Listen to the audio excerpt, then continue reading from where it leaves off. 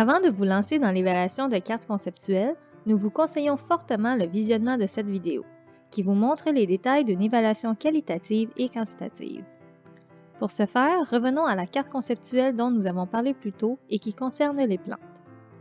Pour commencer, nous vous attarderons au premier critère de notre grille d'évaluation qualitative, la pertinence des concepts. Nous pouvons observer que les concepts principaux sont présents, soit plantes et règne végétal.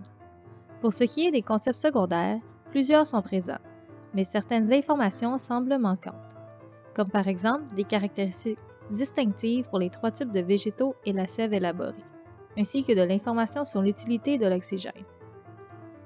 Pour ces raisons, la note B est accordée à cette carte conceptuelle pour le critère 1. Pour le deuxième critère, soit l'exactitude des propositions, nous nous intéresserons aux mots-liens choisis pour relier les différents concepts. Ici, nous pouvons observer que les mots-liens employés sont précis. Souvent, l'utilisation du verbe être, faire et avoir, sans aucune précision subséquente, constitue un lien qualifié imprécis. Mais cette erreur n'est pas commise dans cette carte.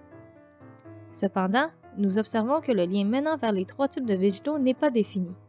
C'est une omission qui est souvent acceptée puisqu'elle permet d'alléger la carte sans nuire à sa compréhension. Pour tout cela, la note de A est accordée à cette carte pour le critère 2. Passons maintenant au troisième critère qui concerne la complexité de la carte. La carte évaluée est de type réseau et nous pouvons observer plusieurs liens directs, plusieurs embranchements, mais un seul lien transversal. Selon notre grille, cela correspond à la note B. Attardons-nous maintenant à l'organisation de la carte. Généralement, une hiérarchie est facilement observable puisque la carte découle du concept principal.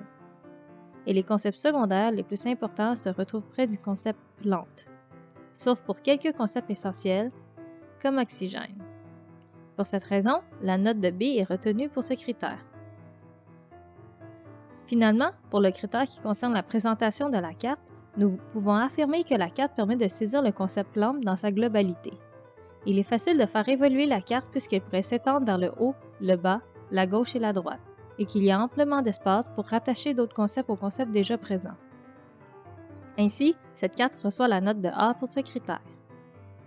Pour ce qui est du résultat final, nous tenons en considération que la carte a eu la note B pour les trois critères et la note A pour 2 critères, ce qui nous mène à un résultat final de B+.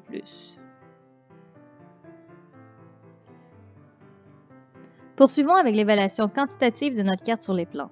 Pour ce qui est des concepts principaux, nous en observons 2, soit règne végétal et plante. Ces concepts sont identifiés par la taille de la police qui est un peu plus grande que celle pour les concepts secondaires. Nous accorderons donc 2 points dans la catégorie concept principal présent et identifié. Mais nous prendrons soin de laisser une note à l'élève pour l'inciter à identifier ces concepts principaux plus efficacement la prochaine fois. Pour ce qui est de la justesse des propositions, nous observons 16 propositions correctes où les concepts sont bien reliés par des mots-liens précis et iront donc inscrire 16 au niveau de l'énoncé proposition correcte. Nous pouvons ensuite voir que 3 liens ne sont pas définis, bien qu'il existe bel et bien une relation entre les deux concepts. Pour cela, nous inscrirons 3 pour l'énoncé proposition correcte mais formulation imprécise. Finalement, pour ce qui est de la complexité de la carte, cette carte conceptuelle comprend 4 embranchements valides ainsi qu'une relation transversale. Nous inscrivons donc les nombres appropriés dans notre grille de notation. Pour finir, nous effectuons les calculs nécessaires à l'obtention du résultat final, qui est dans ce cas-ci de 64. Notez que l'interprétation de ce résultat dépendra des consignes qui ont été données aux élèves au préalable. Il est donc essentiel d'établir des critères clairs et fermes afin de pouvoir interpréter les résultats chiffrés. Nous vous remercions de votre écoute et vous souhaitons un agréable module de formation.